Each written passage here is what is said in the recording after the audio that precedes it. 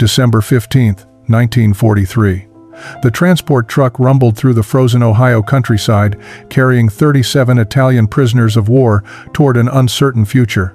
Among them sat Marco Rossini, a 42-year-old aeronautical engineer from Turin, his hands still bearing the permanent stains of machine oil and blueprint ink.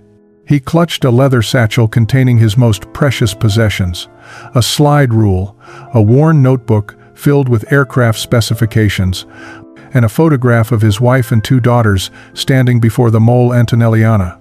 The other men in the truck were engineers too, specialists who had worked for Fiat, Macchi, and Reggiane designing the fighters and bombers that had carried Italy's hopes into the Mediterranean skies.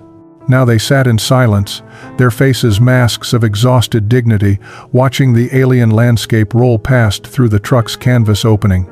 Everything here seemed impossibly vast compared to the cramped workshops and factories they had known in Italy. Captain William Harrison stood outside the camp's main gate, reviewing the manifest one final time. His superiors in Washington had sent specific instructions about this particular group of prisoners. Unlike the thousands of Italian soldiers captured in North Africa, who now picked cotton in Texas or harvested crops in California, these men possessed technical knowledge that might prove useful. The Army Air Forces had established a specialized facility at this camp where damaged aircraft were brought for study and salvage. Someone in the Pentagon had decided that putting enemy engineers to work on American planes was either brilliantly pragmatic or dangerously naive. Harrison suspected it was both. The truck stopped, and the prisoners climbed down stiffly, their breath creating small clouds in the December cold. Marco noticed immediately that this camp looked different from the one where they had spent their first 2 weeks after arriving in America.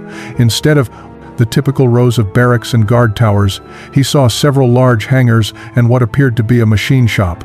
The familiar smell of aviation fuel and hot metal carried on the wind, and despite everything, despite being a prisoner thousands of miles from home, Marco felt his heart quicken with something that might have been anticipation. Captain Harrison watched as the Italians formed a ragged line.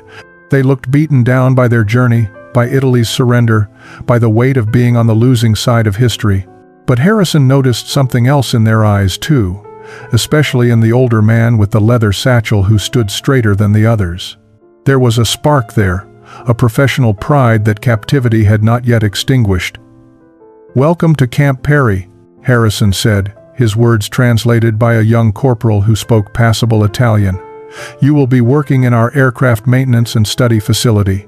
You will follow all orders, observe all regulations, and conduct yourselves with the same discipline you showed in your own service." Marco listened, understanding more English than he let on, and wondered what exactly they would be studying. As the guards led them toward their assigned barracks, he caught his first glimpse through an open hangar door of an American fighter aircraft, its distinctive shark-mouth nose art grinning at him across the tarmac. The morning of December 16th began with a wake-up call at 6 o'clock, followed by a breakfast of powdered eggs, toast, and coffee that Marco found surprisingly decent compared to the rations they had survived on during Italy's final months in the war. The 37 engineers ate together in a separate section of the mess hall, speaking in low voices, speculating about what their work would entail. Giovanni Ferretti, a propulsion specialist from Milan who had designed cooling systems for the Macchi 202 fighter, expressed what many were thinking. "They will have us sweeping floors and painting fences. Americans do not trust us with real work." Marco said nothing, but he remembered that glimpse of the fighter in the hangar and felt less certain. At 8 o'clock sharp, Captain Harrison appeared with a clipboard and 2 armed guards.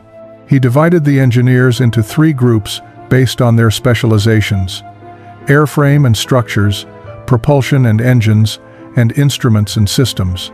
Marco found himself assigned to the propulsion group along with Giovanni and 11 others. They were marched across the compound to a massive hangar that looked new, its corrugated metal walls still shining in the weak winter sunlight. The guards opened the large sliding doors, and what Marco saw inside made him stop breathing for a moment. 5 aircraft occupied the hangar floor, each in various states of disassembly. Marco recognized them immediately from intelligence briefings and grainy reconnaissance photographs. P-40 Warhawks, the fighters that American volunteers had flown with the Flying Tigers in China, the same aircraft that had harassed Italian positions in North Africa. But seeing them in person was different from studying blurry photos. These machines possessed a brutal, functional beauty that Italian designs often sacrificed in favor of elegance. The nearest P-40 had its engine cowling removed, exposing the massive Allison V1710 engine. Tools lay organized on nearby benches, and technical manuals were stacked on a metal desk. Lieutenant Sarah Chen stepped forward from where she had been examining a propeller blade. She was 28 years old, a mechanical engineer from San Francisco whose parents had immigrated from China, and she carried herself with the quiet confidence of someone who knew her worth in a world that often questioned it. "Gentlemen," she said, and the translator began converting her words to Italian. "You will be assisting with the documentation and analysis of these aircraft. We need detailed assessments of design features, manufacturing techniques, and performance capabilities. You will work under direct supervision at all times. You will not sabotage anything, because sabotaging American military equipment will result in severe consequences. But if you work honestly and professionally, you will be treated with respect." Marco studied her face as she spoke, noting the way she held eye contact, the absence of contempt in her expression. This was not someone who saw them as defeated enemies, but as fellow engineers who happened to be on the wrong side of a war. Giovanni whispered beside him, "She is very young to be giving us orders." Marco replied quietly, "She is young to be an engineer at all. The Americans must be desperate for technical personnel." He did not yet understand how wrong he was. The Italian engineers approached the P-40 with the cautious superiority of men who believed they understood aviation design. Marco circled the aircraft slowly, his practiced eye cataloging details. The fuselage seemed heavy and utilitarian, lacking the graceful lines of the Mach-E 202 or the elegant proportions of the Reggiane 2005. Giovanni ran his hand along the wing surface and frowned. "Look at this riveting," he muttered in Italian, loud enough for the others to hear. "So crude. They make no attempt to hide the fasteners or smooth the surface. This creates drag, reduces speed." Another engineer, Paolo Marconi from the Fiat, works in Turin, nodded in agreement. "The whole design philosophy is primitive. Function without art. This is why Italian aircraft are superior in maneuverability." Lieutenant Chen watched them from her position near the workbench, understanding none of their words, but reading their body language perfectly.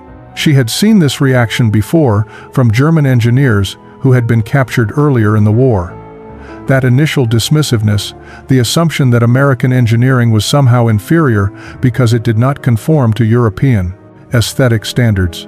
She knew that assumption would not survive contact with reality, but she also knew that people learned better when they discovered truth themselves rather than being told.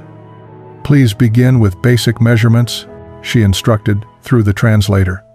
"Document the engine displacement, cylinder configuration, and cooling system design. Compare it to equivalent Italian engines in your experience." Marco knelt beside the exposed Allison engine, his notebook ready. The engine was a 12-cylinder V configuration, liquid-cooled, nothing revolutionary about the basic architecture. He began measuring bore and stroke, calculating displacement. The numbers surprised him slightly. 1,500 cubic inches, or roughly 25 liters. Larger than most Italian engines, but size alone did not determine quality. What mattered was power-to-weight ratio, reliability, and manufacturing precision. He peered closer at the cylinder walls, expecting to see the rough machining marks that came from rushed wartime production. Instead, he found surfaces finished to a tolerance that seemed impossible for mass-produced components. Giovanni was examining the supercharger assembly, and Marco heard his colleague's sharp intake of breath. "Marco, come look at this." Marco moved to where Giovanni was pointing at the supercharger gears. The tooth cutting was extraordinarily precise, the metallurgy appeared flawless, and the bearing surfaces showed mirror-like finishing. This was the kind of work that required either extensive hand-fitting by master craftsmen or machine tools of exceptional accuracy. Giovanni's voice carried a note of uncertainty now. "This is very good work. Better than I expected from Americans." Paolo joined them, studying the engine mount structure. "The welds are perfect. Look here, and here. No slag, no porosity, consistent penetration. This is master-level welding throughout."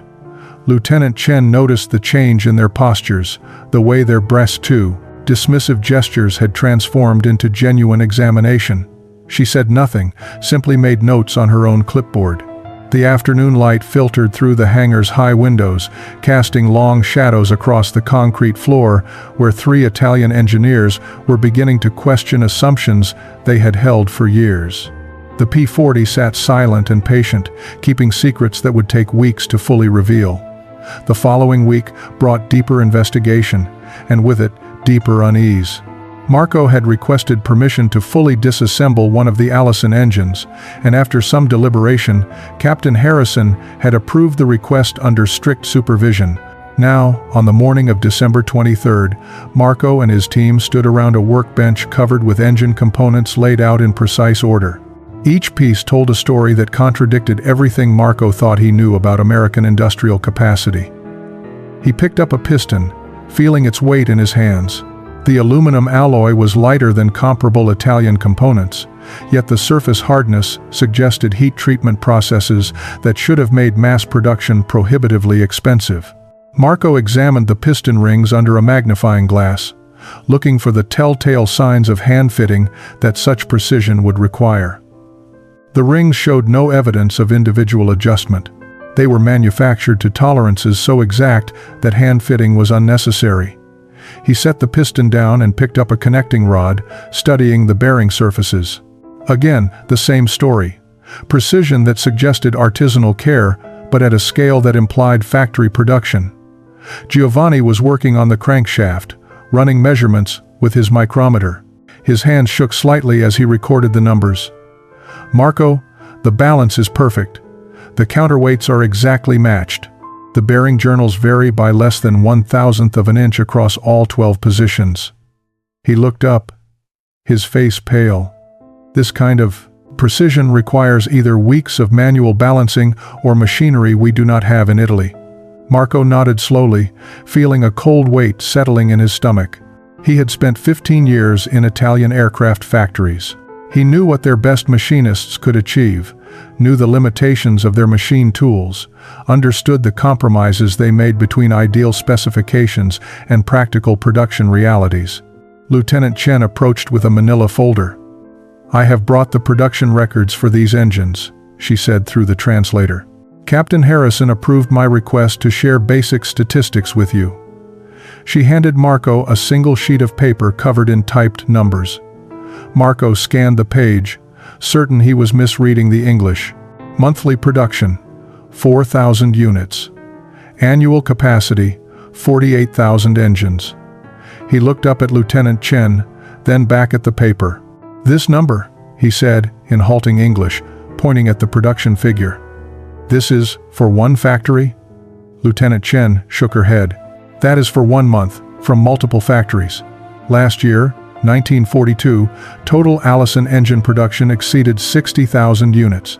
The hangar seemed to tilt slightly. Marco sat down on a nearby stool, the paper still in his hand. 60,000 engines in 1 year. Italy's entire aviation industry, including all manufacturers, had produced perhaps 3,000 aircraft engines in 1942, and those had required constant rework and adjustment. Giovanni had stopped his measurements and was staring at Marco. "What did she say?" Marco repeated the numbers in Italian. Giovanni's face went white. Paolo, who had been examining cylinder heads, put down his tools and walked over. "That cannot be correct. No one can produce engines at that rate while maintaining this quality." That evening, Marco could not sleep. He lay in his bunk while the other prisoners snored around him in the darkness, his mind racing through calculations and implications. If the Americans were producing 60,000 aircraft engines per year with the precision he had witnessed, then the numbers for complete aircraft must be staggering. He had seen intelligence reports before Italy's surrender claiming American production was 10 times Italian capacity, but he had dismissed those figures as propaganda or exaggeration. Now, holding the evidence in his own oil-stained hands, he understood with sickening clarity that those reports had probably been conservative estimates. The next morning, Christmas Eve, Lieutenant Chen arrived with more documentation. She seemed to sense that the Italian engineers had reached a turning point, that their professional pride was giving way to genuine curiosity. "I have arranged for you to review production statistics for the P-40 aircraft," she announced. "Captain Harrison believes you should understand the full scope of American aviation manufacturing." She distributed folders to Marco, Giovanni, and Paolo, each containing graphs, charts, and typed summaries. Marco opened his folder with hands that trembled slightly. The first page showed P-40 production by year. 1939, 0. 1940, 377. 1941, 2,543. 1942, 4,219. 1943, 3,212, with production deliberately scaled back as newer models entered service. Marco did the mathematics in his head. Over 13,000 P-40s built in less than 4 years. He flipped to the next page and found comparative data for other American fighters. P-38s, P-47s, P-51s. The numbers were incomprehensible. Tens of thousands of aircraft, each one apparently built to the same exacting standards he had observed in the disassembled engine. Giovanni was reading his folder with an expression of disbelief. "It says here that Curtiss Wright employed 40,000 workers at their Buffalo plant alone. 40,000. That is more people than work in all of Turin's aircraft factories combined." Paolo had found a page showing the average time to build a P-40, approximately 48 hours from start to finish, including engine installation, systems integration, and flight testing. He read the figure aloud 3 times, as if repetition might make it seem less impossible. In Italy, building a fighter from components to flight-ready status required at least 3 weeks, often longer when accounting for parts shortages and quality issues. Lieutenant Chen let them absorb the information in silence.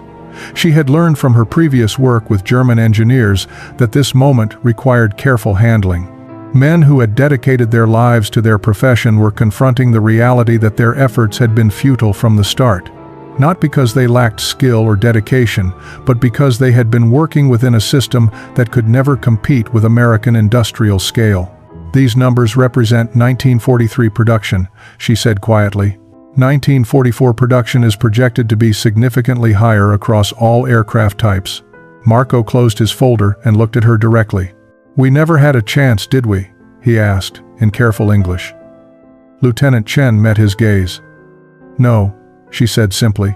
"You never did." The revelation sparked heated arguments among the Italian engineers that lasted well into Christmas Day.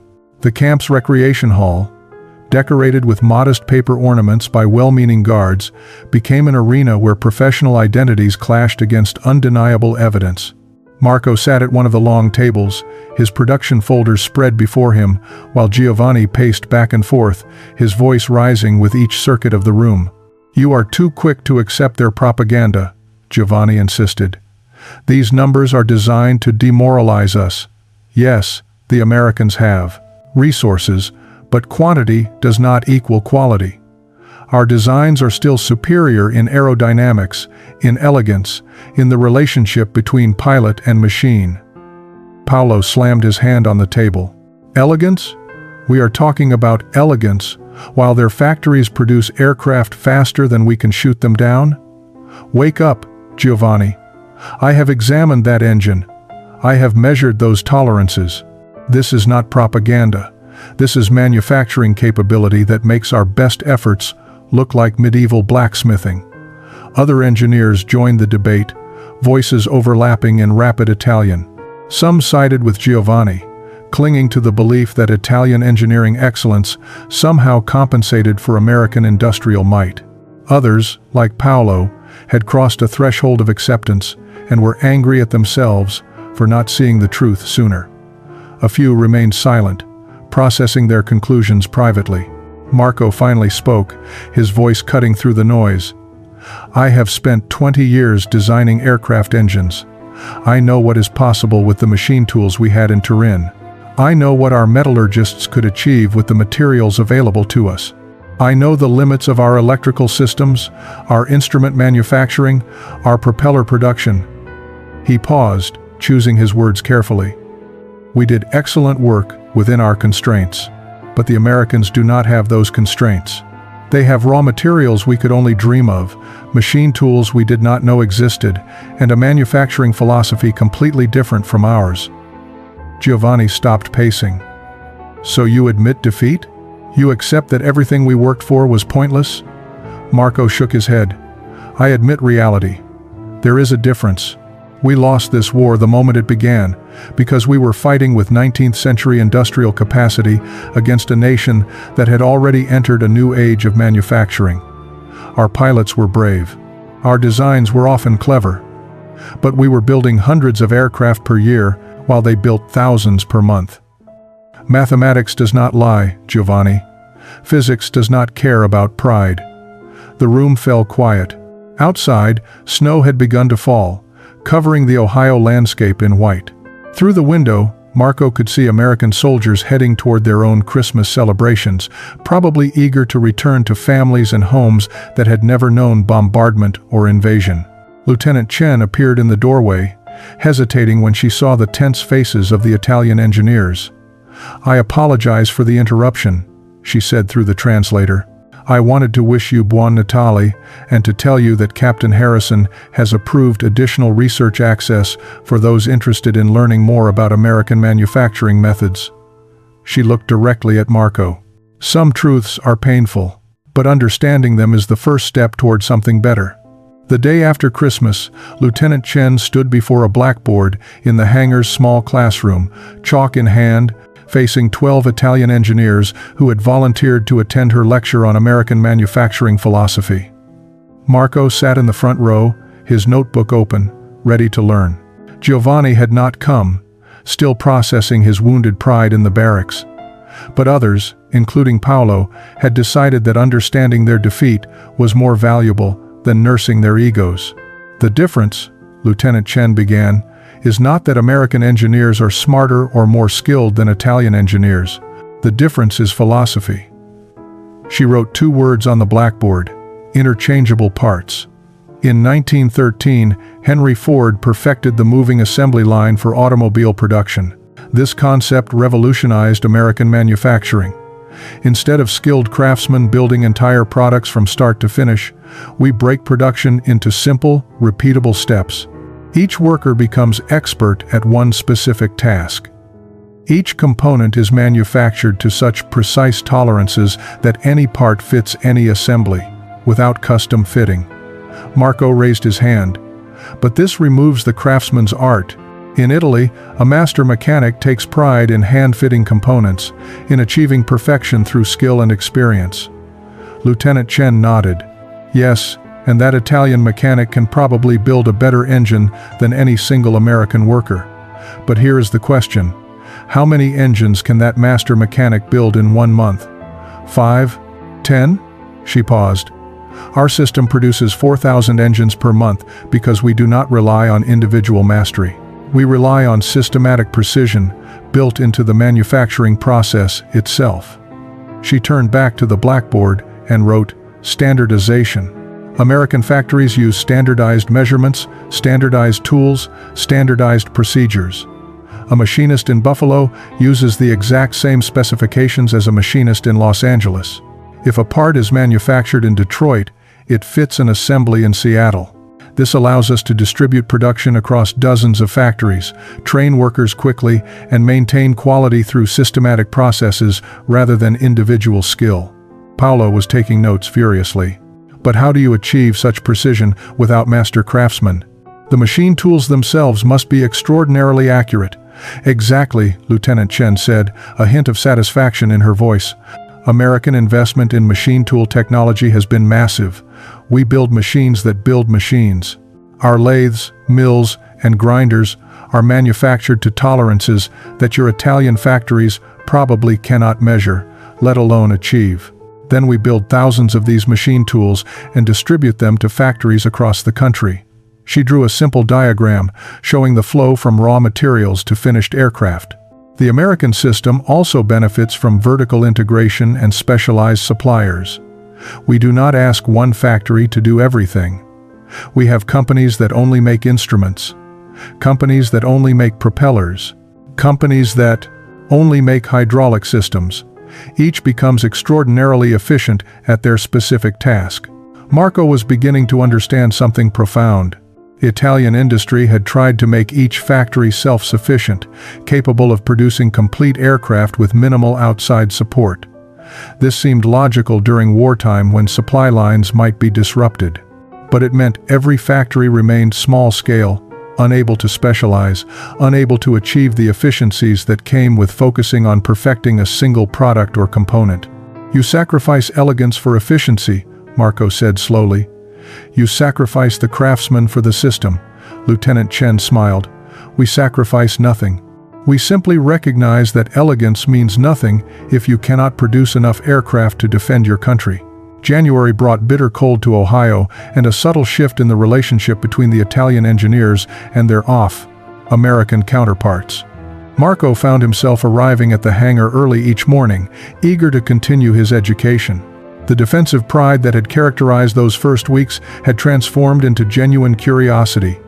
He began asking questions instead of offering criticisms, listening instead of lecturing. Lieutenant Chen noticed the change and responded by providing increasingly detailed access to technical documentation and manufacturing specifications. One morning, Marco stood beside her at a workbench covered with propeller components. "I do not understand how you achieve this blade pitch control mechanism," he admitted, gesturing at the complex hydraulic system that allowed P-40 pilots to adjust propeller pitch in flight. "Our Piaggio propellers used simpler mechanical systems, but they were less reliable and offered fewer pitch settings." Lieutenant Chen picked up a cross-section diagram. "The key is hydraulic pressure regulation. We use a constant speed governor that automatically adjusts blade angle to maintain optimal engine RPM regardless of flight conditions. The pilot sets desired RPM, and the system maintains it automatically." Marco studied the diagram, his engineering mind racing through the implications. This requires precision machining of the hydraulic cylinders, perfect seals to prevent pressure loss, and metallurgy capable of withstanding constant stress cycling. He looked up at Lieutenant Chen. "In Italy, we assumed such systems were too complex for reliable field operation. We chose simplicity over capability." Lieutenant Chen met his gaze directly. "That is the fundamental difference in philosophy. You designed for what you could reliably produce and maintain with limited resources. We designed for optimal performance and then developed the manufacturing and maintenance infrastructure to support it." Across the hangar, Paolo was engaged in an intense technical discussion with Sergeant Robert Miller, a former Pratt & Whitney engineer now serving in the Army Air Forces. Paolo's English had improved dramatically over the past month, though his accent remained thick. "You say this supercharger produces 9 pounds of boost pressure at 20,000 feet altitude. How do you prevent detonation in the cylinders at such high compression ratios?" Sergeant Miller grinned, clearly enjoying the technical exchange. "Fuel quality? We developed 100-octane aviation gasoline specifically to handle high boost pressures. Higher octane rating means greater resistance to premature detonation." Paolo's eyes widened. 100 octane? Our best aviation fuel in Italy was 87 octane. Sometimes we received fuel as low as 78 octane, and our engines barely ran. The realization hit him visibly. "So even if we had copied your engine designs exactly, we could not have operated them properly because our fuel industry could not produce the necessary quality." Sergeant Miller nodded sympathetically. "Modern warfare requires complete industrial integration. The aircraft, the engine, the fuel, maintenance infrastructure, the pilot training, the supply chain, everything must work together as a system. Excellence in one area cannot compensate for weakness in another." Giovanni entered the hangar, looking uncertain. He had avoided the workshops for nearly 2 weeks, spending his time in the barracks reading and writing letters home. But isolation had become unbearable. He approached Marco hesitantly. "Is there room for one more student in your classroom?" he asked quietly. Marco smiled and gestured toward the workbench where Lieutenant Chen was explaining lubrication systems. There is always room for someone willing to learn. February 10, 1944. Captain Harrison gathered the Italian engineers in the camp's briefing room to announce an unprecedented opportunity. The War Department has approved a carefully supervised visit to the Curtiss-Wright facility in Columbus, approximately 90 miles from this camp. You will observe aircraft production firsthand. You will be accompanied by armed guards at all times. You will speak only when spoken to, and you will follow instructions without question. Any violation of these rules will result in immediate return to standard prisoner status with no further privileges. Marco felt his pulse quicken. To see an actual American aircraft factory in operation was beyond anything he had imagined possible. The journey took 3 hours by military convoy, with the Italian engineers seated in covered trucks, surrounded by guards. Marco watched the Ohio countryside roll past through gaps in the canvas, seeing farmland that appeared prosperous and untouched by war. No bomb craters, no destroyed bridges, no burned-out buildings. America's industrial heartland had never known the devastation that had consumed Italy's factories and cities. When they arrived at the Curtiss-Wright plant, Marco's first impression was of the sheer scale.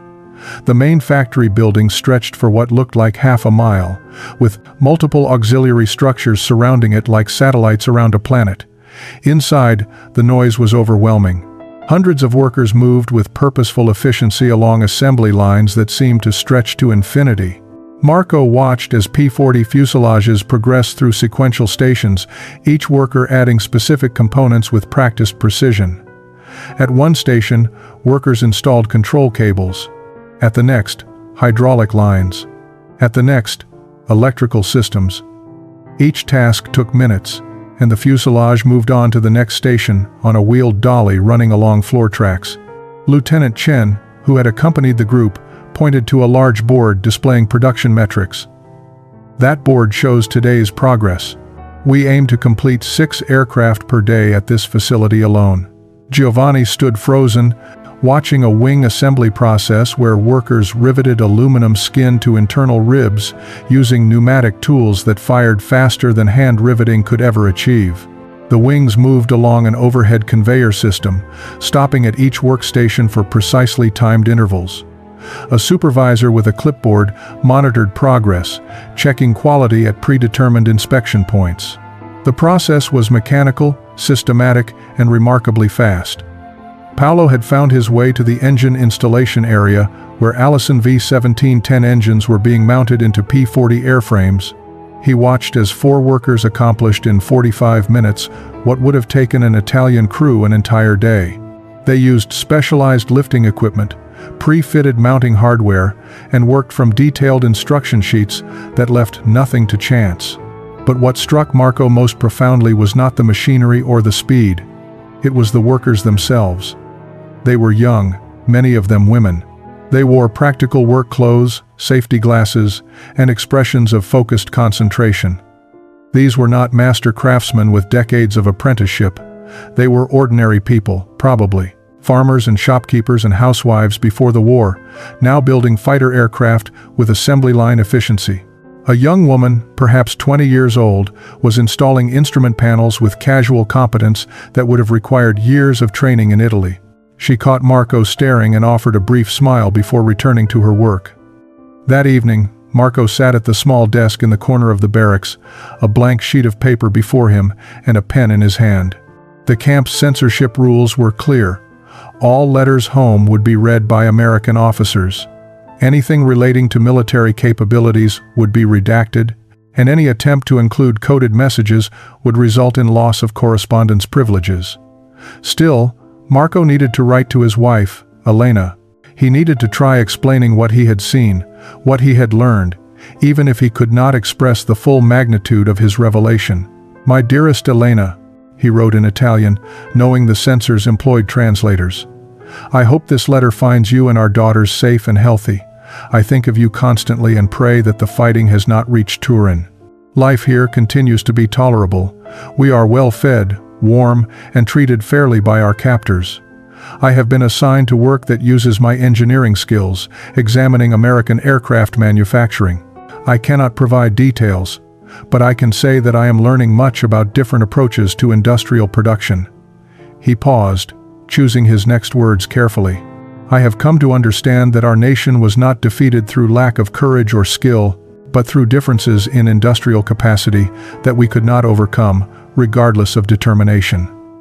Giovanni was writing his own letter at a nearby bunk, his pen moving slowly across the page. He had been humbled by the factory visit, and that humility showed in his words to his brother in Milan. "We believed many things that were not true. We believed Italian craftsmanship was superior. We believed our designs were more sophisticated. We believed quantity could not substitute for quality. All of these beliefs were comfortable lies that prevented us from seeing reality clearly." He stopped, crossing out the last sentence. Too direct, too likely to be censored. He tried again. "I am learning that there are many ways to solve engineering problems, and the American way is different from what we were taught." Paolo's letter to his elderly father was more philosophical. "Papa, you taught me that a man's worth comes from the quality of his work, from taking pride in perfection achieved through skill and patience. I still believe this. But I have also learned that in modern warfare, perfection achieved slowly means defeat achieved completely. The Americans have discovered how to build good enough products in overwhelming quantity. It is not the approach we would choose, but I must admit it is effective." He wondered if his father would understand, or if the old man would see this as abandonment of traditional values. Lieutenant Chen walked through the barracks during evening rounds, noticing the unusual number of prisoners bent over their writing. She did not interrupt, understanding that processing difficult truths often required expressing them to someone who mattered. Marco finished his letter with words that came from his heart. "When this war ends and I return home, I will have much to tell you about what I have seen. I have learned that our enemies are not monsters, but people much like ourselves who happen to be born in a nation with greater resources. I have learned that engineering is not just about elegance of design, but about matching solutions to available capabilities. Most importantly, I have learned humility." He signed his name and sealed the envelope. March brought warmer weather and a new project that Lieutenant Chen proposed to Captain Harrison. "Let them design," she suggested. "Give them paper, pencils, and drafting tools. Let them apply what pattern they have learned to theoretical improvements of Italian aircraft. It keeps them engaged, provides valuable insight into Italian design thinking, and offers them a way to process what they have experienced." Harrison approved the request, curious to see what enemy engineers might create when given freedom to imagine without resource constraints. Marco received his drafting supplies with hands that trembled slightly. It had been 6 months since he had been able to design anything. 6 months since he had felt the satisfaction of solving technical problems on paper. He spread a large sheet across the drafting table that had been set up in a quiet corner of the hangar and considered what to create. The Mach 202 fighter had been his last project in Italy, a beautiful aircraft that had been competitive in 1940 but was now hopelessly outclassed. What if he could redesign it, incorporating American manufacturing principles? He began sketching, his pen moving with increasing confidence. Instead of the complex, stressed skin construction that required skilled metalworkers, he designed a simpler airframe using standardized components that could be mass-produced.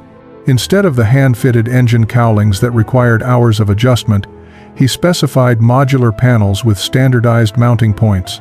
Instead of the intricate fuel system with its multiple hand-formed lines, he drew a simplified system using standardized fittings and flexible hoses. Each design choice sacrificed some elegance for manufacturability, some aesthetic refinement for production speed. Giovanni worked at the adjacent table, redesigning the Reggiane 2005's cooling system. The original design had been a masterpiece of compact engineering, routing coolant through passages that minimized drag while maximizing heat dissipation. But it had also been incredibly difficult to manufacture and maintain. Giovanni's new design used simpler, larger passages that were less aerodynamically optimal, but could be produced quickly and serviced easily in field conditions. He caught himself smiling at the irony. A month ago, he would have considered such compromises to be professional heresy. Now he understood they were practical wisdom. Paolo was most ambitious, attempting to design an entirely new fighter that combined Italian aerodynamic knowledge with American manufacturing philosophy. His aircraft featured a laminar flow wing inspired by the P-51 Mustang he had glimpsed in photographs, but simplified for easier production. The fuselage was designed around modular sections that could be built separately and joined with standardized fittings. The engine installation was conventional rather than elegant, prioritizing accessibility for maintenance over minimizing frontal area. On paper, his design would be slightly slower than the best Italian fighters, but could be produced in months rather than years. Lieutenant Chen visited their drafting corner each afternoon, examining their progress with genuine interest. "You are learning," she said one day, studying Marco's redesigned Mach-E. "You are thinking like engineers who must deliver results rather than artists who must create perfection." Marco looked up from his work. "In Italy, we had the luxury of pursuing perfection because we built so few aircraft. We did not understand that luxury was actually poverty. Better to build 1,000 good aircraft than 100 perfect ones." He gestured at his drawing. "This will never be built, but designing it helps me understand what we should have done differently." April brought spring to Ohio, and an unexpected friendship between Lieutenant Chen and Marco. Their relationship had evolved from captor and prisoner to colleagues who shared a common language of engineering, even when that language had to pass through translators. One afternoon, Chen brought Marco a cup of coffee and sat across from him at the drafting table. "May I ask you a personal question?" she said. Marco nodded, setting down his pencil. "Why did you become an engineer?" It was a question no one had asked him in years. Marco thought for a moment before answering. "My father was a machinist in Turin. Not a designer, just a man who operated a lathe in a factory making textile equipment. But he loved machines, loved understanding how things worked. When I was 8 years old, he took me to see the Fiat works, and I watched them building automobiles.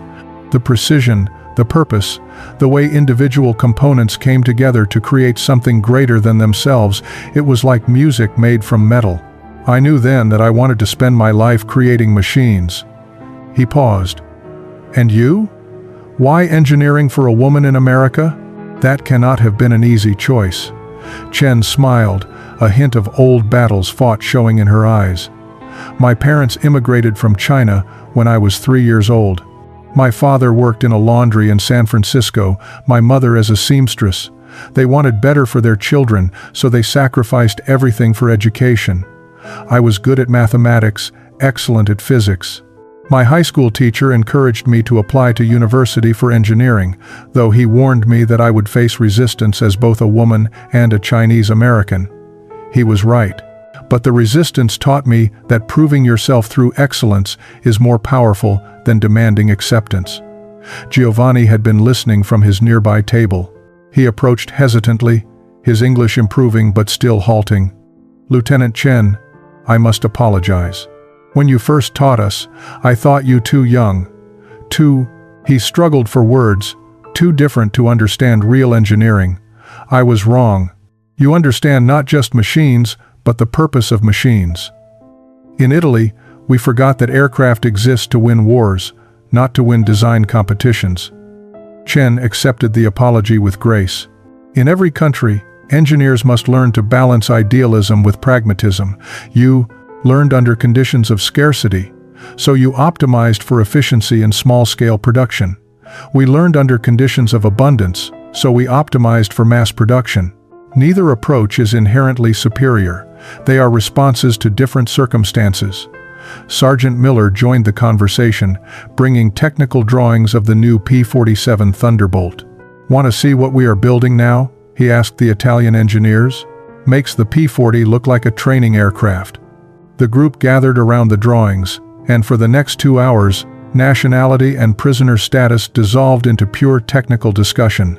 They debated supercharger configurations, analyzed propeller designs, and argued good-naturedly about the merits of liquid-cooled versus air-cooled engines. Marco realized with sudden clarity that this was what he had been missing for months. the intellectual companionship of fellow engineers who cared more about solving problems than about which flag they saluted. May 8, 1944, brought news that stopped Marco's heart. Captain Harrison called the Italian engineers to the briefing room, his face somber.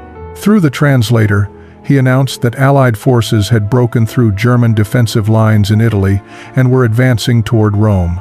Heavy fighting continued throughout the peninsula, with extensive damage to infrastructure and civilian areas. Marco sat frozen, thinking of Elena and his daughters in Turin. The city had already suffered bombing raids from American and British aircraft. Now ground combat might be approaching northern Italy as well. The Red Cross had established a system for limited communication between prisoners of war and their families, but it was agonizingly slow. Letters took months to arrive, if they arrived at all. Marco had sent 6 letters to Elena since his capture. He had received one response, written in January, telling him that the family was surviving but that food was scarce and winter had been brutal. That single letter was now 4 months old. Anything could have happened since then. Giovanni received news that his brother's factory in Milan had been destroyed in a bombing raid. The letter from his sister-in-law was brief and written in shaky handwriting. His brother had survived but was injured. The family had lost their home and were living with relatives in the countryside. Paolo learned that his elderly father had died in February, probably from pneumonia compounded by malnutrition. The news came in a Red Cross telegram, just 3 sentences long, and Paolo held the paper with both hands as if it might dissolve. He had not been there. He had been in America, warm and well-fed, learning about manufacturing techniques while his father struggled through his final winter. The guilt was crushing. Lieutenant Chen found Paolo sitting alone in the hangar that evening, staring at nothing. She sat beside him without speaking, understanding that some grief could not be comforted with words.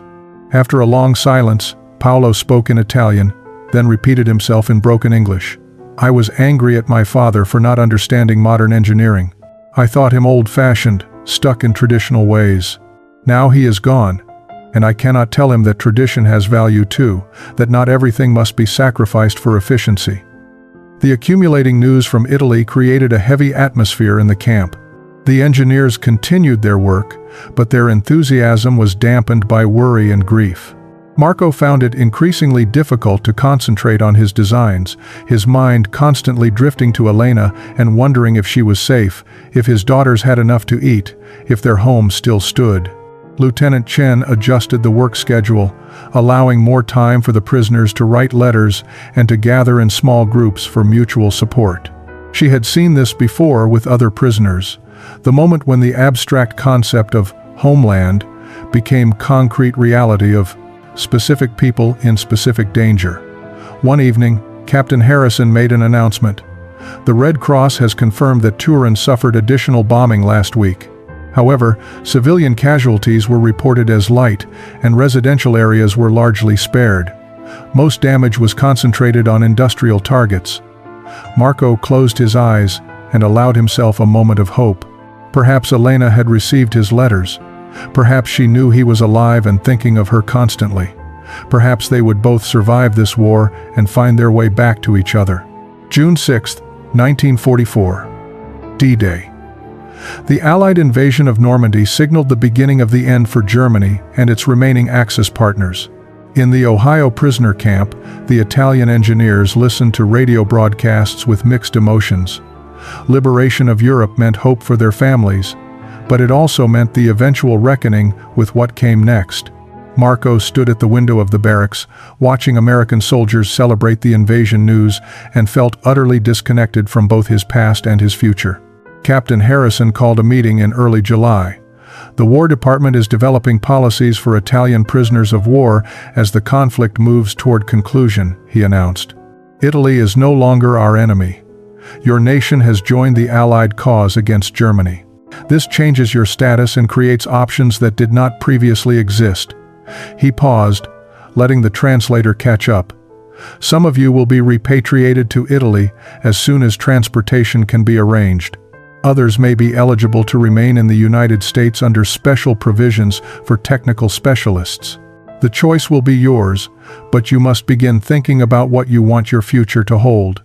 That night, the barracks became a forum for anguished debate.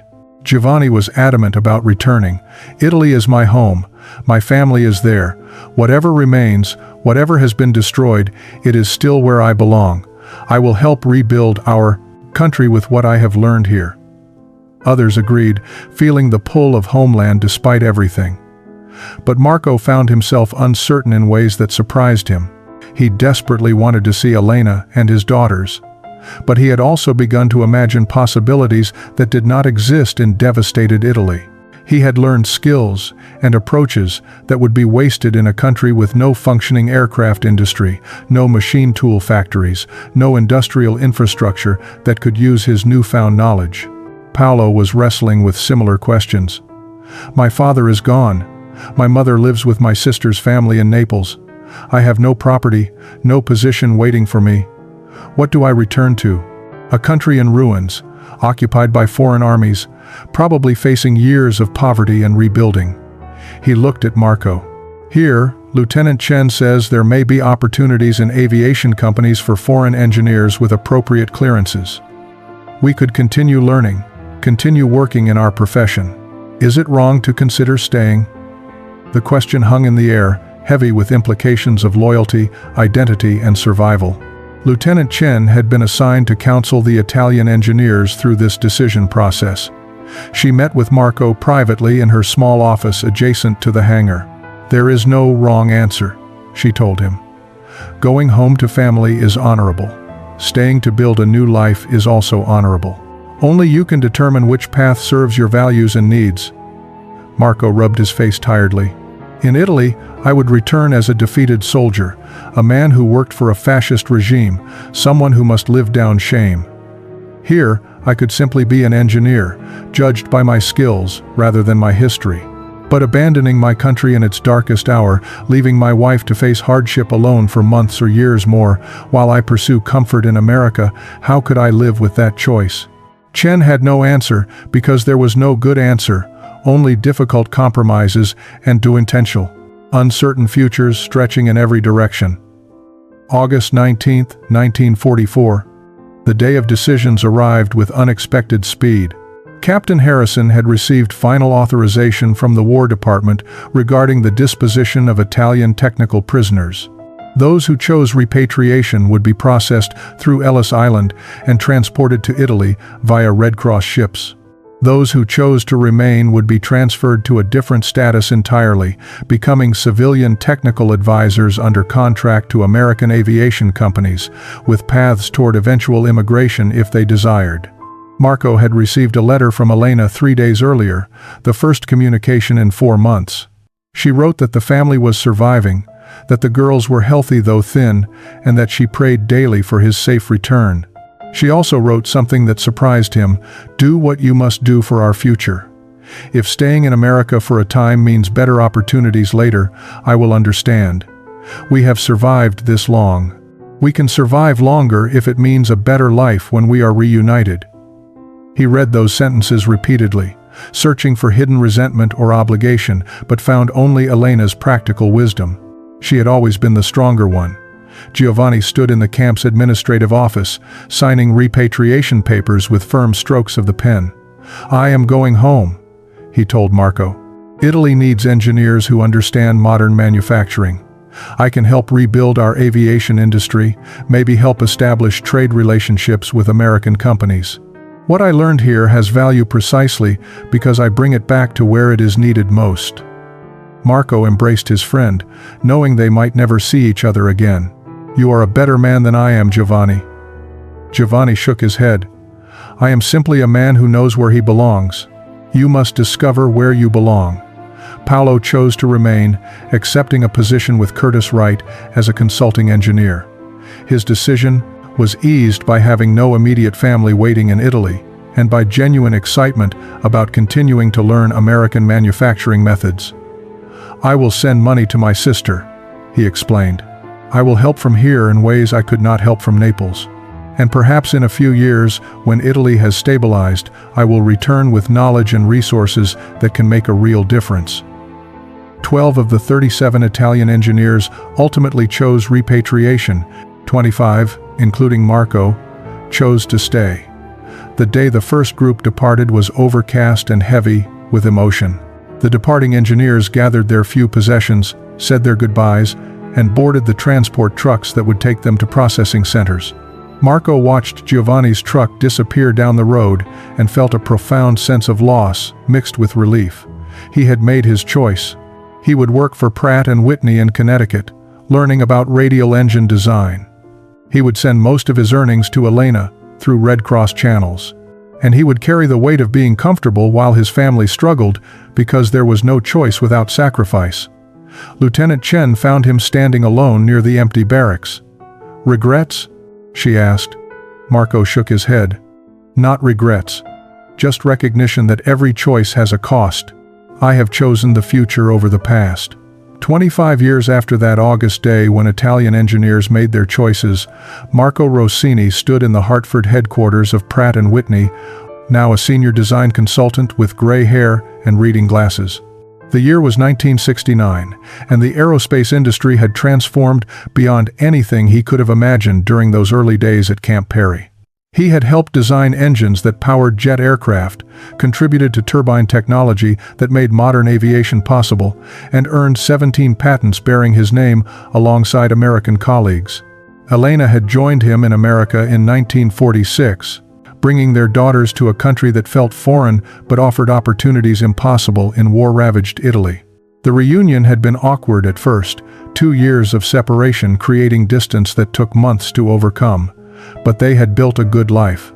Their daughters had attended American universities, married American men, and given Marco grandchildren who spoke English without accents and considered themselves fully American. Elena still sometimes spoke wistfully of Turin, of the mountains visible from their old apartment, of foods and friends left behind. But she had never blamed Marco for his choice. Giovanni had returned to Italy and become instrumental in rebuilding Fiat's aviation division, eventually rising to chief engineer. He and Marco had maintained correspondence over the decades, their letters filled with technical discussions and mutual respect. Giovanni had married, raised 3 children, and helped establish manufacturing partnerships between Italian and American aerospace companies. His path had been harder, rebuilding from rubble and scarcity, but he had made a profound difference in his homeland's recovery. Both men had chosen correctly for themselves, Marco believed, even though their choices had been different. Paolo had remained at Curtiss-Wright for 8 years, before eventually returning to Italy in 1952 with an American wife and expertise that made him invaluable to Italy's growing aerospace sector. He had bridged both worlds, taking American knowledge back to Italian soil while maintaining connections that fostered international collaboration. Of the 25 engineers who had stayed, 18 eventually returned to Italy, taking with them skills and perspectives that accelerated European aviation development. The legacy of those Italian prisoners extended beyond individual careers. The relationships forged between enemy engineers had demonstrated that technical excellence transcended national boundaries, that professional respect could overcome political divisions. American companies had learned from Italian design, aesthetics, and aerodynamic sophistication. Italian companies had learned American manufacturing efficiency and systems integration. The post-war aerospace industry became increasingly international, with engineers from former enemy nations working together on projects that would have seemed impossible during the war years. Lieutenant Sarah Chen, now Dr. Chen and a professor of mechanical engineering at MIT, had written extensively about the Italian engineer program as a case study in cultural exchange and technical education. She maintained that the program's success came not from forcing American methods on reluctant prisoners, but from creating an environment where mutual learning could occur. Marco had been her primary source for a book she published about wartime technical cooperation, and they remained close friends. On this particular morning, Marco was preparing for a lecture at Yale University about the evolution of aircraft propulsion systems. His presentation would include stories from his time as a prisoner, from that moment of revelation when he first understood American industrial capacity. He would tell students that sometimes defeat teaches more valuable lessons than victory, that humility opens doors that pride keeps locked.